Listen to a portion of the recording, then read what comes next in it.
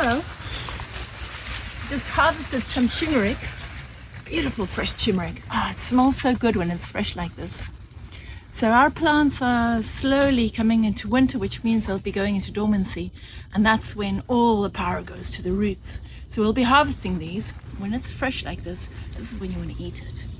So I have here in my other hand some turmeric from last winter, which I've just left in a pot. You can see these side shoots is what starts growing again. When you're eating turmeric at the moment and buying it, use it when it's at its best.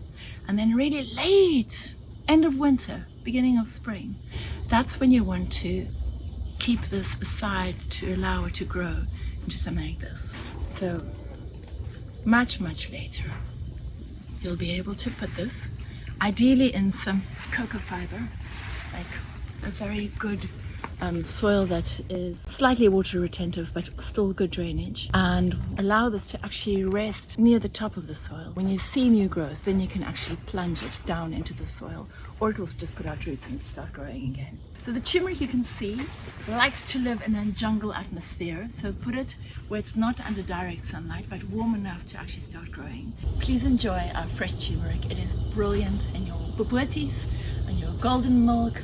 It just is pure sunshine when it's fresh like this.